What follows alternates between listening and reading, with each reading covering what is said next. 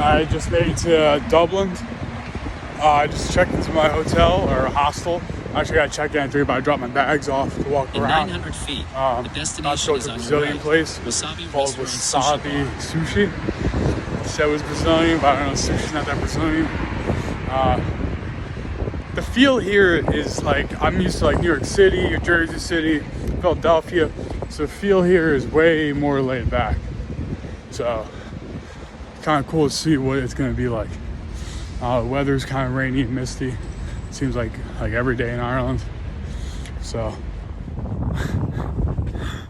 I feel like I've lied so much in these videos telling where I'm going.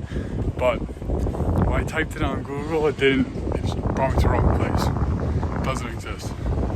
It does not exist. So now I'm just walking kind of aimlessly. Hopefully find something. The accent here is very different. It's like less slowed down, and it's like way deeper. I can understand them probably the best. Of all the accents I've heard, I can understand people from Dublin probably the best. Also, I've been here for a while, so maybe that's it.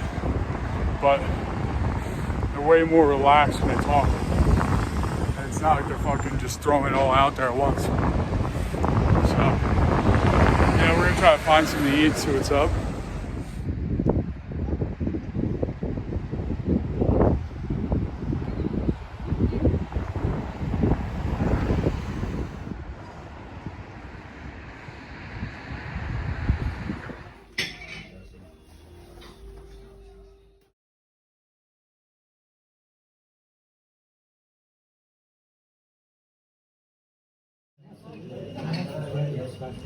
Just finished up there. Yeah, the food here is super cheap. It was like €12 altogether, which I don't know how much I'd be in America, maybe like 17 maybe. But if you were in like a city this size in America, that would be way more. And everything here is like super good quality. Everything I've experienced so far, food-wise, has been so good. So now we're gonna head over to some museum, check that out.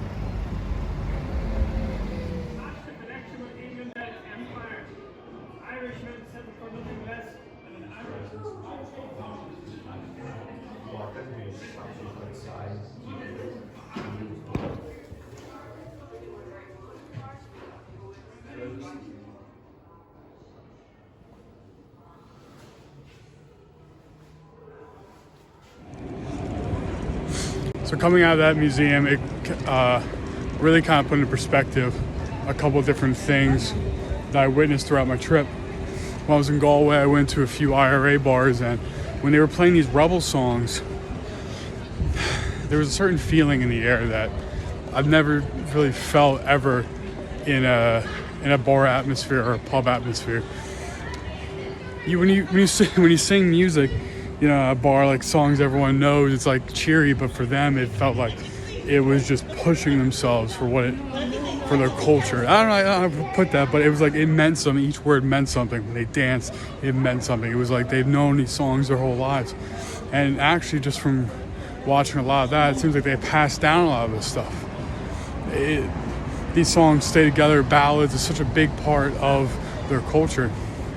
And to see that museum and see how they've been treated throughout the years by the English, it really puts in perspective a lot of things. Number one, why they keep their language and why it's on all the signs here, why it's every single where you look in Ireland. So far I've seen there's Gaelic, and it's because that is part of their identity, and they didn't want to lose that. And what the museum said something interesting was that a lot of the separatist groups kind of originated from cultural heritage things. There was a revival before the revolution of things written in written in Irish Gaelic, and plays, songs, things were sung. It was like a revival of their whole thing. So it was a big part of who they were. And the parallels between that and the American Revolution are very interesting, because the Irish Revolution was about keeping Ireland for Ireland. You know, that was for Irish citizens to revolt against their oppressive powers. But with the American Revolution, it's very different. Their idea of freedom was very different, right? Example was when the Irish revolted and they signed a treaty. There was still some taxation stuff going towards the English, so they had to another split amongst them and the IRA, or I can say the separatist groups that were kind of pushing it back, right? Because they wanted more freedom. But in America, right after the rebellion, 1776, after 1776 rebellion and formulation of the Declaration of Independence, there was even more when they revolted in America afterwards, like Bacon's Rebellion I'm kind of referring to. It was a taxation that they didn't even want to be taxed as much. But in America, there were so many different groups that went and settled there that it was a new opportunity, new land. They were forming their own culture, while Ireland had its culture and were trying to hold on to it. With their language, with their sports, with their food, everything about it, they were trying to hold on. So it's very interesting that, all that being said, I hope the wind doesn't kill us, but it's very interesting that, all that being said, how now,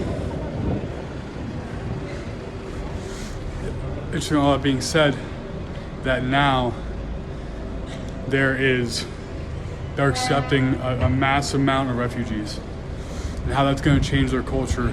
I'm really interested to see that from an American perspective, because America was always built on the concept of individuality and a melting pot. Cultures from all around the world have helped form America. However, Ireland was foreign for the Irish, right? So for them to accept people of war, and for them to accept that, and it's not just the Ukrainians like right now, but it seems like there was a lot of Africans, Somalis, it seems like there's a lot of, and you walk around a lot of Pakistanis, Indians, and to see that, how that's going to change what they view as national identity, I'm really interested to see in the next couple of years. From what I've talked to people, past 20 years, there weren't as many different nationalities here. So now seeing that, it's going to form a different opinion. It's going to form a different identity for this country. I'm really interested to see how that plays out. So I was just walking by. I found this Christian bookstore, CPC.org, I think. I'm going to drop the link in the description of this video. Please go check them out. They're run by some really nice people. And I picked up some nice Christian books, hopefully some Bible studies and some social commentaries. So look for more content on those. But yeah, please check them out if you're in Ireland. Please come support them.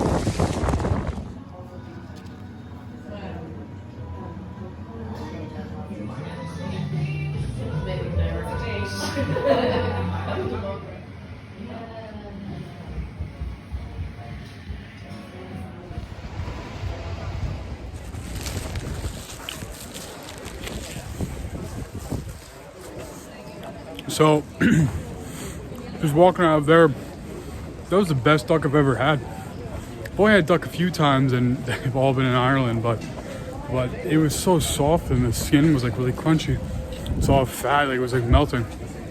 And the dumplings, holy fuck, dumplings were so good. It's kind of crazy, I didn't even know, but they have like their own Chinatown here. The Asian diaspora in this area predominantly seems like the people from Hong Kong and like Taipei. So kind of a different, different thing. We usually get like people from like Sichuan kind of area in America. So it's cool to see a different Chinese take on food. But the dumplings, I just can't get over it. And I got duck dumplings, and they were pink. You'll see that. And then I just had the duck with fried rice or fried noodles. Amazing. Oh, amazing.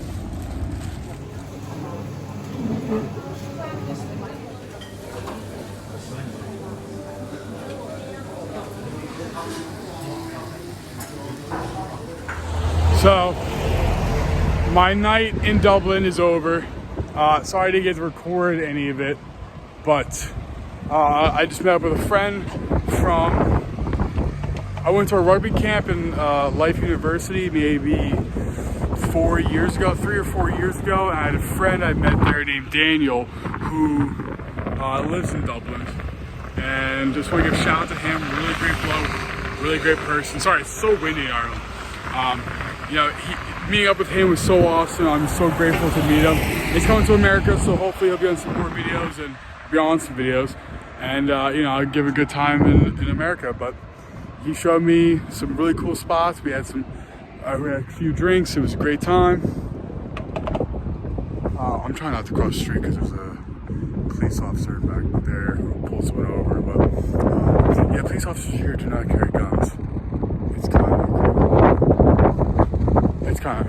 It's really, really crazy actually. But yeah, Daniel, my boy Daniel. Shout out to Danny. Damn, Daniel. Yeah, I had a really great time. Dublin is cool. It's like, it reminds me a lot of like Hoboken. It's like if Hoboken was like the main strip in Hoboken was like spread out more. That's how Dublin is. A lot of history, a lot of cobblestone, some cobblestone streets. Really some really cool spots. Awesome. It's a really awesome city. I wish I got to spend some more time here, maybe on a Friday night or something, see the nightlife a little more, see some more spots. But I'm really glad my time in Ireland, and I'm ready to go home. You know, I could travel for probably a couple more months and be okay. But I feel like I've grown so much, and I'm really got to see where this is gonna go, this channel, and how my life's gonna go because of the effect of this. Travel on your own is awesome. I didn't go here because someone else. I came here because of myself. I came here because I wanted to come here and learn about myself. And I did that. I truly did that. Learned a lot, laughed, cried, had a great time. I had a true adventure.